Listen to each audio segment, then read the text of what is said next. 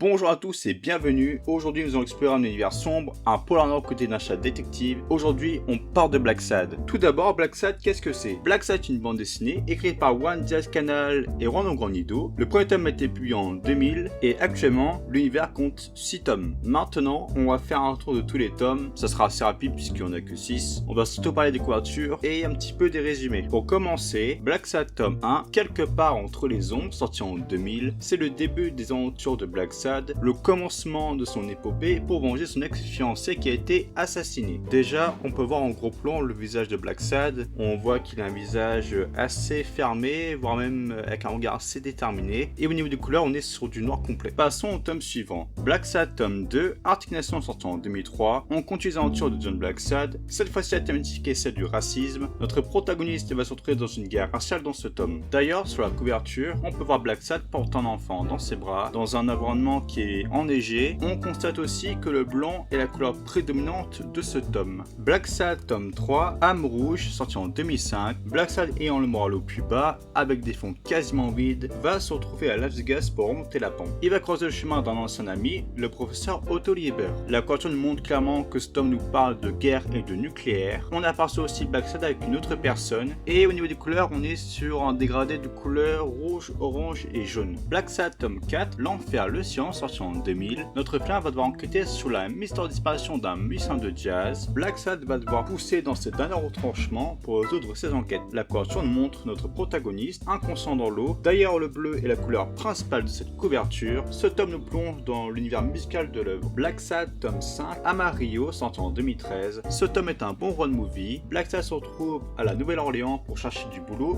et ça tombe bien puisqu'il trouve un job de chauffeur. Cependant, tout ne se passera pas comme prévu. Parlons maintenant de la couverture. On peut voir John Blacksad conduire sa fameuse Cadillac jaune et il sillonne la route avec. Le jaune est la couleur dominante de cette couverture. D'ailleurs, Amarillo se dit jaune en espagnol et c'est aussi une ville du Texas, là où se déroule tout le tome. Et pour conclure, Blacksad tome 6, alors tout tombe, première partie sortie en 2021. C'est le premier tome de Blacksad qui sera en plusieurs parties. Notre Matou va être chargé de protéger le président d'un syndicat. Néanmoins, les événements vont entraîner notre protagoniste dans des situations plutôt délicates. Pour ce tome, on n'a pas vraiment de couleur dominante, c'est globalement assez sombre, c'est en pleine nuit je dirais. On voit aussi Blacksad et son acolyte Weekly. De plus, on peut voir un homme se tenir sur une poutre, regardant Blacksad et son compère de haut. Comme vous avez pu le remarquer, j'ai souvent parlé de la couleur des couvertures et ce n'était pas sans raison. On a suivi une logique avec des couleurs qui sont des leitmotifs à chaque album, mais ce n'était pas voulu au départ. Le tome 1, c'est évident, c'est un tome noir, parce que c'est la présentation de la série, c'est une série polar, c'est normal. Et puis, on a choisi les sujets de racisme pour le tome 2, et donc ça a devenu le tome blanc. Et puis, à partir de cela, on s'est dit, bon, les couleurs, c'est un bon élément pour trouver en même temps des sujets et des concepts. Et c'est pour ça qu'on a fait le tome 3 déjà avec l'intention de faire un tome rouge. Maintenant, j'aimerais mettre en lumière les deux personnes qui ont créé Blacksad. Tout d'abord, parlons de Monsieur Canal. Juan Diaz-Canel est né en 1972 à Madrid, en Espagne. Il lit très tôt de la bande dessinée avant de s'intéresser au dessin animé. CDC, il en fera son métier. À 18 ans, il intègre un studio d'animation et rencontre Juan Ogranido avec lequel il se lie d'amitié. Blacksad, c'est la première série qui voit le jour en 2000, mais il fait aussi, après Blacksad, la série Canto Maltese. Pour ce qui est de son compère, Juan Ogranido est un dessinateur de bande dessinée espagnol, né à Grenade en Espagne en 1967. Après une enfance passée à dessiner, il fait ses études aux Beaux-Arts à Grenade et il obtient son diplôme. Juan Ogranido est embauché en 1993 au studio Walt Disney de Montreuil. Il y travaille comme layoutman, donc dessinateur de décors, puis comme animateur. Blacksad est sa première bande dessinée. Par ailleurs, il travaillera sur d'autres œuvres comme Les Indes Fourbes, Voyageurs, voire même Sorcellerie. Blacksad a eu un énorme succès. Elle a notamment remporté beaucoup de prix comme le prix des meilleurs dessins au BDGS 2003, un prix des meilleures couleurs en 2005 et en 2010 pour le tome 3 et 4, puis pour finir, Juan Diaz-Canel et Juan Ogranido ont remporté un prix au Eisner Award 2013 et 2015. Oui bon, ça fait beaucoup de prix et encore je n'ai pas tout dit. Maintenant, on va creuser un peu plus. Blacksad nous plonge dans un univers de films noirs dans le New York des années 50. Le protagoniste, John Blacksad, est un grand chat noir museau blanc qui a pour profession détective privé. Notre félin est un personnage plutôt solitaire solitaire, sombre et parfois même mélancolique dans certains moments. Il porte d'ailleurs un grand manteau beige et il conduit une Cadillac de couleur jaune. L'histoire de Black Sad commence quand il doit enquêter sur le meurtre de Natalia Whitford, une actrice avec qui il a vécu une idylle, et à partir de là, les péripéties de Black Sad vont commencer. L'univers de Black Sad regroupe plusieurs personnages récurrents comme Smirnov, un berger allemand, commissaire de police premier impartial. Il entretient une réalité avec John Black Sad, ou bien alors Weekly, une fouine qui sera l'acolyte de John Black Sad. Weekly est un passage toujours en quête de scoop, toujours en quête d'informations à divulguer, et c'est un passage qui tombe souvent dans des situations peu comiques voire même loufoques. Alors, on ne sait pas grand chose sur le passé de Black Sad. On sait juste qu'il a grandi dans les bas-fonds de New York. Il passait plus son temps à fuir la police que les appeler. Il a aussi été aidé par le professeur Otto Lieber durant sa jeunesse, mais cela n'a pas suffi puisqu'il a été expulsé de l'université et envoyé au front en Europe. C'est à son retour de la guerre qu'il décide de devenir un détective privé. Il a aussi une sœur qui se nomme Donna. Elle vit seule avec son enfant à la Nouvelle-Orléans. C'est à peu près tout ce qu'on sait du passé de Black Sad. Alors, d'où vient l'idée de Black Sad? Le personnage de Black Sad et cet univers animalier vient directement d'une idée du scénariste qui a eu la volonté de faire une expérience narrative en mélangeant un genre aussi ancien comme celui des fables et un genre très moderne comme le polar.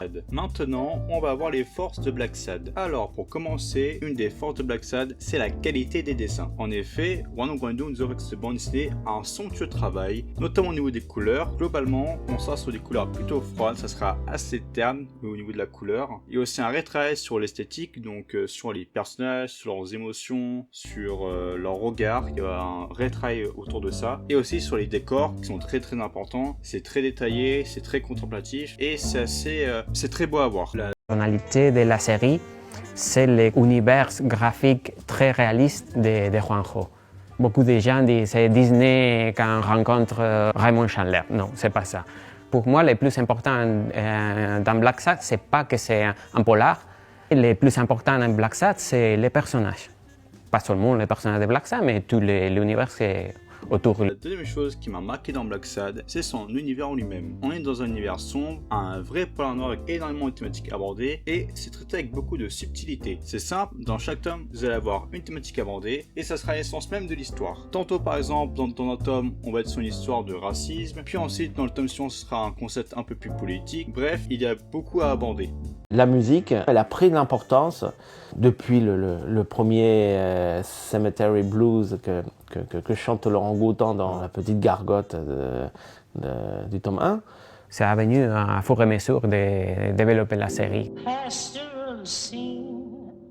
On a trouvé que ça apporte quelque chose. D'une façon ou l'autre, la musique, ça nous évoque une époque concrète, un sujet concret. Dans le tome 4, la séquence avec Summertime, même moi qui l'ai dessiné, je regarde les pages et j'entends la musique.